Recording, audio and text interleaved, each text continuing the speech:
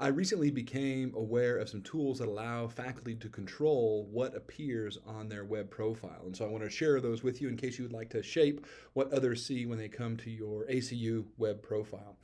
In other places, we have shared blogs that explain how to control your picture and how to control how your name appears in these places. So what I want to focus on right now are the new tools I discovered for controlling what appears down here at the bottom.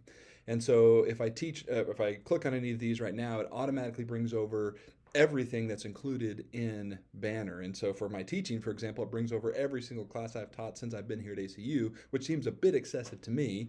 It does the same thing for service, for presentations, for publications. You might notice I've already been able to trim down what I want to appear under my publications. I haven't done that yet for presentations or service, so I can kind of show you what that looks like here. But if you want your web profile to look more like this rather than this, or this, there's some ways that you can do that. And so I'm going to show you how to use that kind of control using Faculty Success.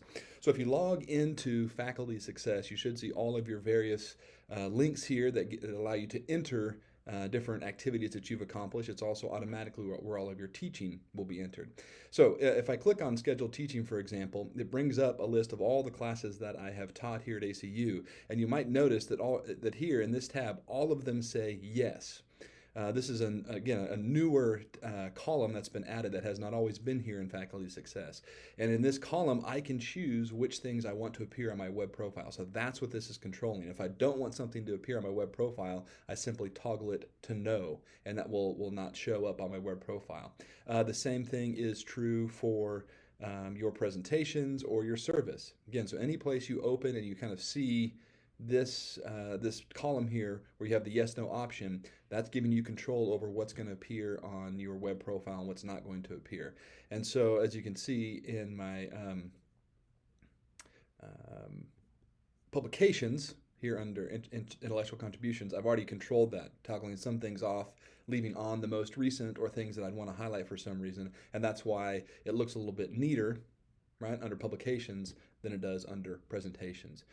So it will not be an automatic update. So once you've made some of those choices and exited that menu, it's saved here in Faculty Success, but it might take a moment or two or maybe even a day before you see those changes reflected on your web profile. But that does allow you a little bit more control over what appears, which is a new feature that has not always been available to us as faculty when it comes to our web profiles.